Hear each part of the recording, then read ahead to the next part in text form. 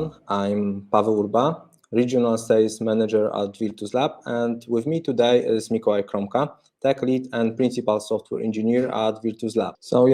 Virtus Lab, with its 12 years experience, is a strong partner in the software development and has a key knowledge in various areas such as custom software development, cloud-native services, and of course, data engineering.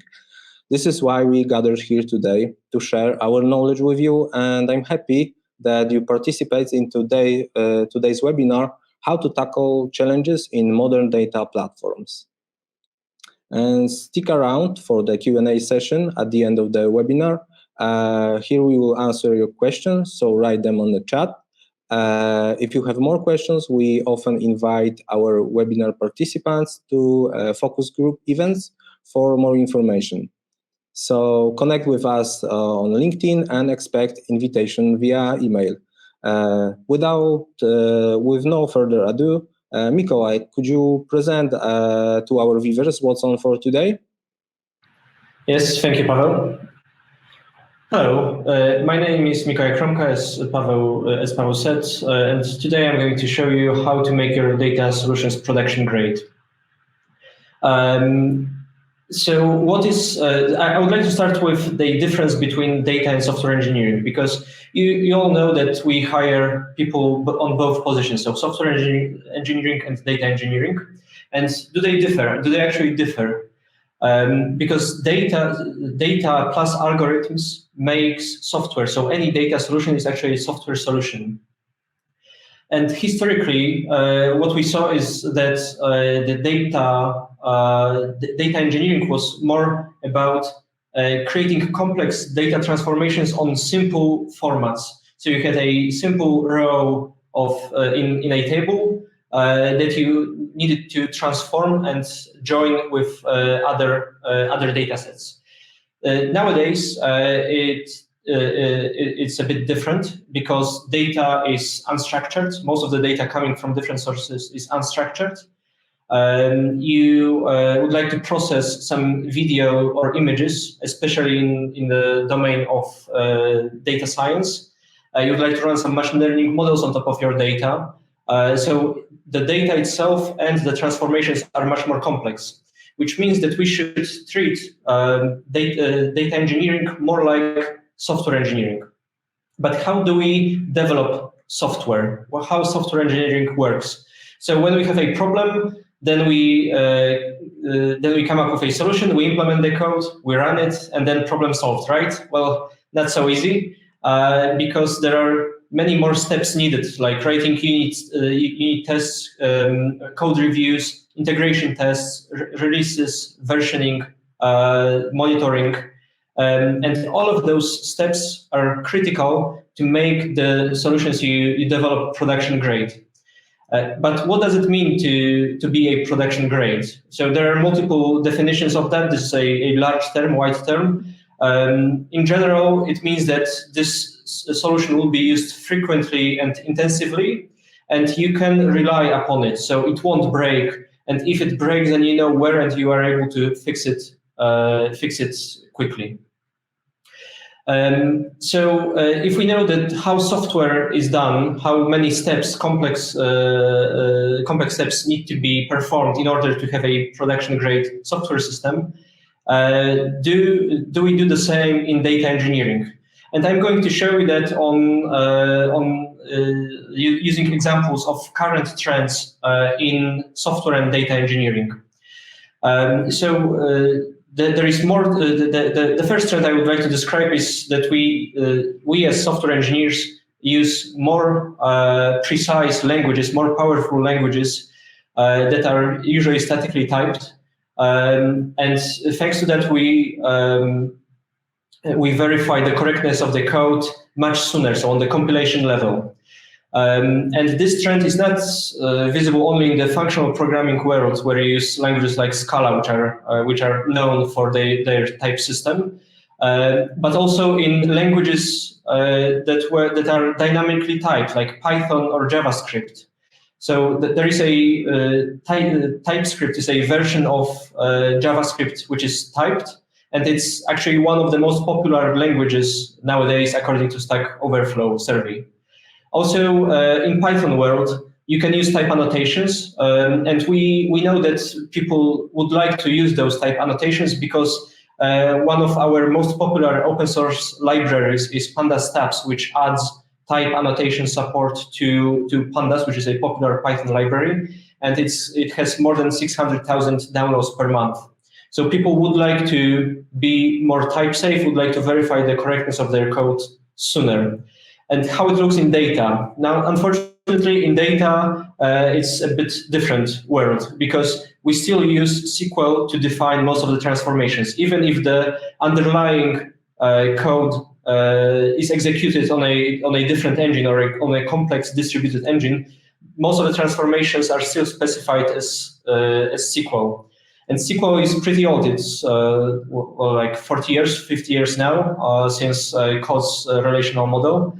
Then also there are some new and modern tools like dbt, which are used to define pipelines, data pipelines, but they are using some obsolete and deprecated techniques like templating or macros that are known to be unmaintainable in the long run. And we know that from software engineering.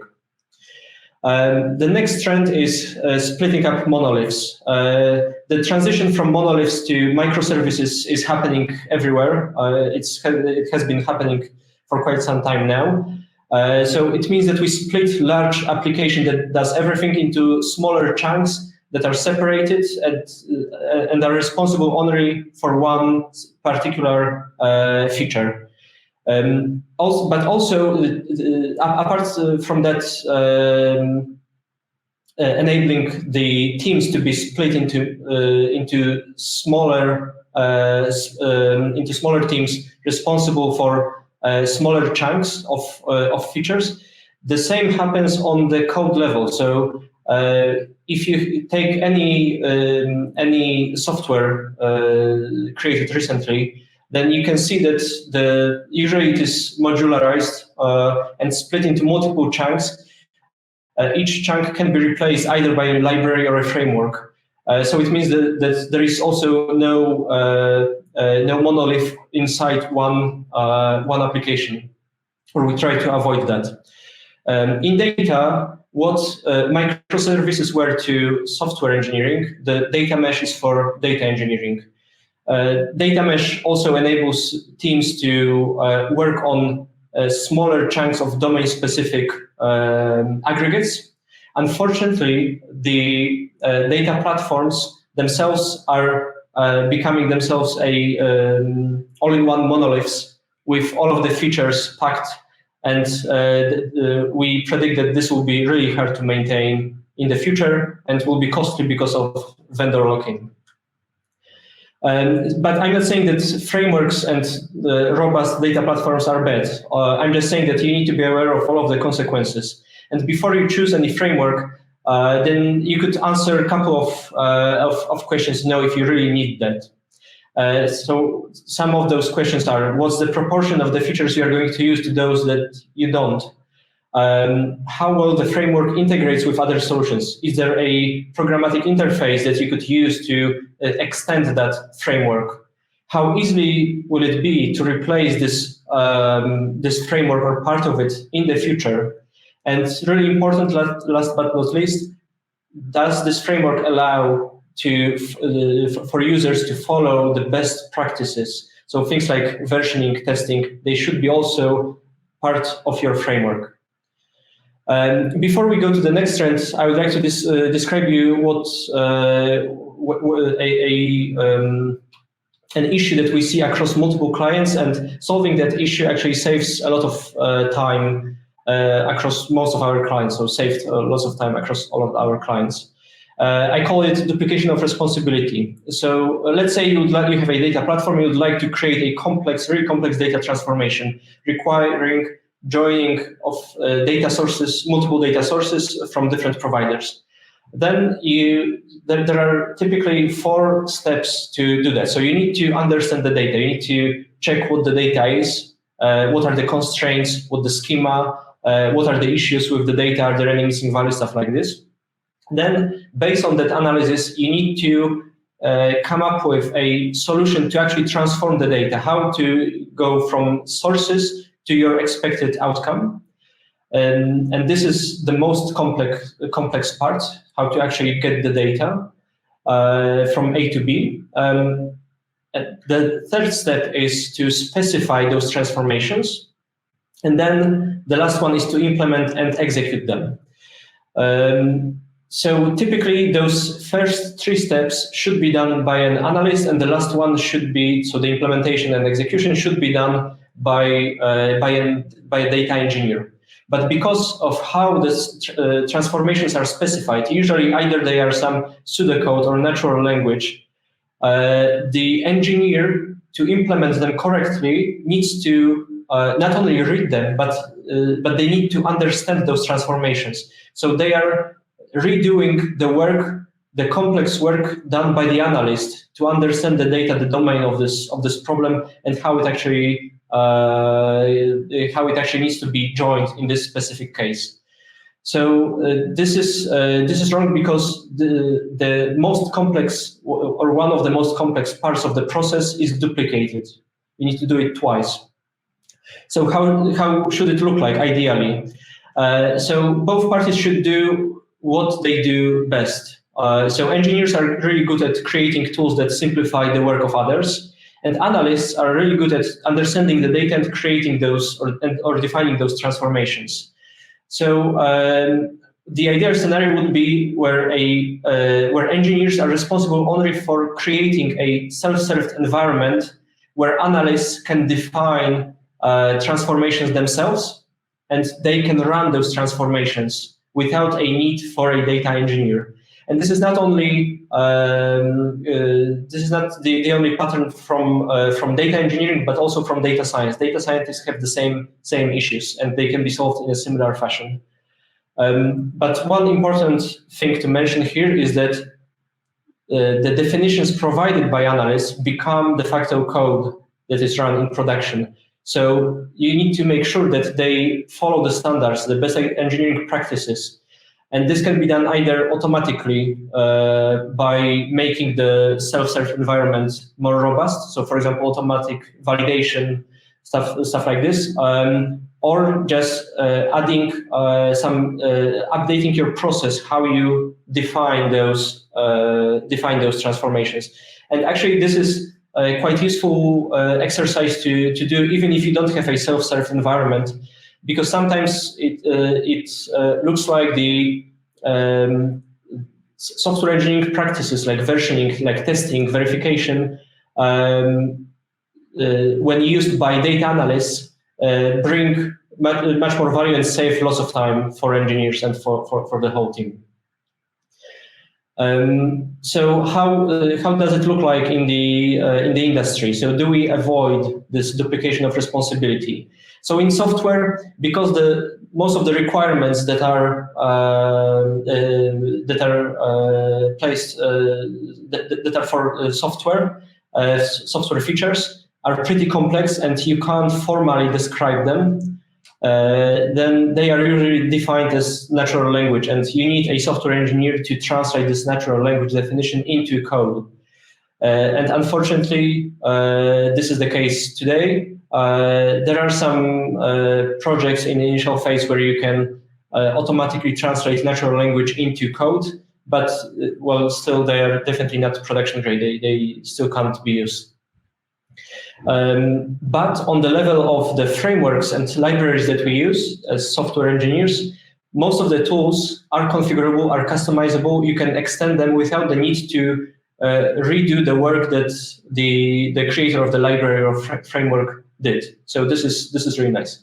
Whereas in the data world, the notebooks are really popular. Most of the people use notebooks. They can run in any environment. They can run any type of code, SQL, Python, whatever you prefer.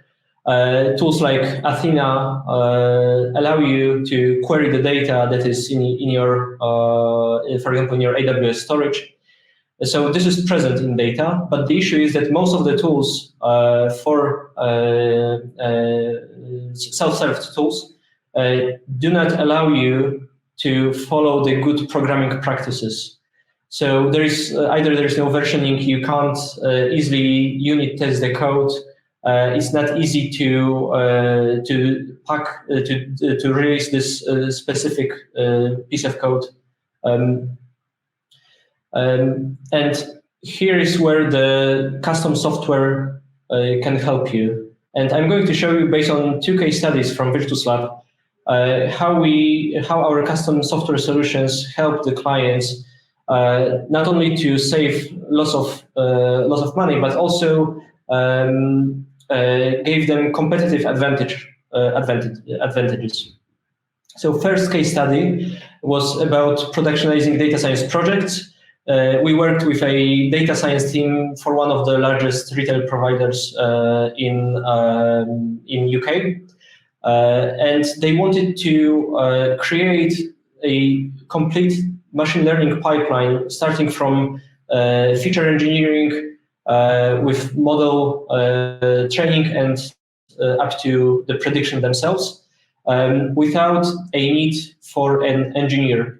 A data engineer. They didn't want to build a large engineering team. They wanted to do it on their own.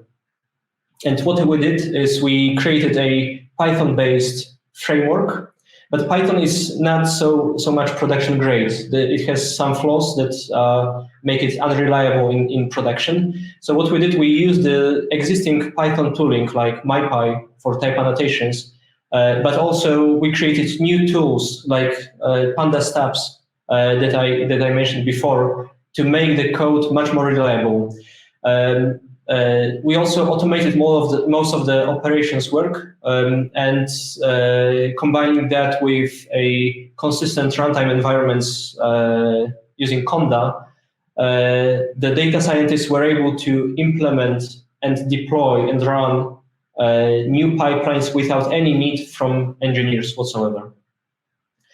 Second case study is also is near the data science world, but it's more about parallelizing and optimizing the job. So a data science team wanted help with parallelizing their machine learning models. They wanted to run some forecasting models in parallel for tens of thousands of entities. They were able to come up with a machine learning model, which ran for one specific entity, but they didn't know how to scale it. But they still wanted to test different types of those models. They wanted to test different configurations of those models as well. So what we did, we created a framework where using PySpark, which is a Python API of Apache Spark, which ran in parallel, and we defined a clear API where the data scientists could plug in their machine learning models written in Python, in pure Python, so as they were used to do, and they were automatically run in parallel on all of the tens of thousands of entities. And the initial estimate from the data science team was that this will take much time because there are lots of entities that we need to run the models for, and most probably it will take around 24 hours, so they're going to run it once per month. But when we implemented this PySpark solution, the runtime went down to 10 minutes, so from 24 hours to 10 minutes. So as you can imagine, this was a game changer for them because they could test orders of magnitude more models in the same time. And thanks to that, they were able to come up with much better models. But also because we wrote this solution in a generic fashion, they were able to reuse this pipeline for completely different set of entities. So for example, instead of predictions for a store, they were able to provide those predictions for product types and combinations of them. So maybe not jumping to conclusions, but going to conclusions, the requirements for data engineering are becoming more like software engineering. The complexity of the data increases, and the transformations that we apply on the data also are more complex, which means that the software engineering practices developed throughout the years by software engineers should be used in data engineering world as well, but also really important, partially used by other teams like analysts, data scientists, or data architects. Unfortunately, the trends in data, current trends in data, are against that. So they do not allow the current data platforms, the all-in-one data platforms, do not make it easy to apply all of those best practices. I'm not saying that data platforms are bad. The robust data platforms are bad. They can save you money, but things like vendor lock-in and lack of customizability can be costly as well. And this is where custom software solutions can help you. You can integrate those solutions into any platform you want, and it's much easier to replace it in the future if there is a need for that. Also, as you have seen based on our case studies, it can give you a custom solution can give you a competitive advantage over some pre-made solutions. And if you would like to know more about what we do, how we do it at Virtus Lab, what types of software solutions we provide for our clients, then you should check our blogs for more information. And I think we can go to the Q&A session.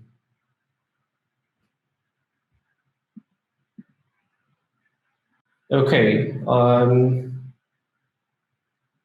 So first question is, one second. Thank you, Mikołaj, for this insightful information. And I saw that you have some questions, so let's go through them. And if you have any other questions, so you can also ask them live during this Q&A. So yeah, the first question is, which software engineering practices should be applied across teams, like data analysts or data scientists? Yeah, this is a good question, because not all of the software engineering practices can be applied, because analysts and data scientists do not have the required skill set to do everything. But things like versioning and possibility to unit test the transformations on a much granular level, this is really critical. So they need to be able to dynamically verify the code that they are writing, and also we've all been there. We also some large either SQL queries, huge SQL queries on hundreds of lines, or some large data science notebooks that performed the job correctly, but they were unmaintainable. You couldn't understand what is happening because they were so complex. And so splitting the code into multiple chunks that you can separately test, this is something common in software engineering, but should be also done by the analysts or data scientists. All right, thank you. And another question, 1 second.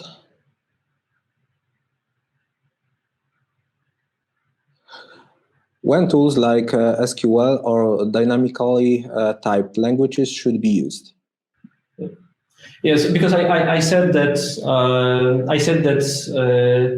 SQL is obsolete and dynamically typed languages try to become statically typed, even though it is impossible. But there is still place for SQL and languages like pure Python or pure JavaScript. If you want to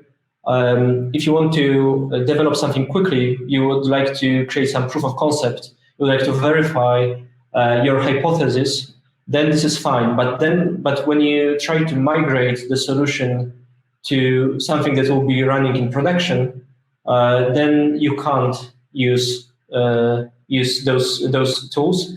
Of course, you can try to enrich those tools. So this is what we did with Python. We used type annotations, we used existing Python tooling, but we also developed new tools around Python to make sure that the code implemented by data scientists will run safely.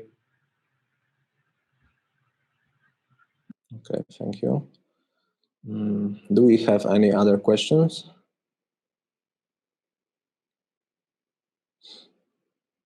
Okay, so for now, since there are no more questions, thank you for attending this webinar. This has been recorded, so if you would like to rewatch it, we will send a link to you later in the day. We would like to invite you to take part in our survey about this webinar. So we will share the form in the chat, so you can give us your opinion. And if you have any other questions relating to software engineering, what we do, or focus group events, feel free to contact me anytime via LinkedIn. And yeah, here's also a link to my LinkedIn account on the chat.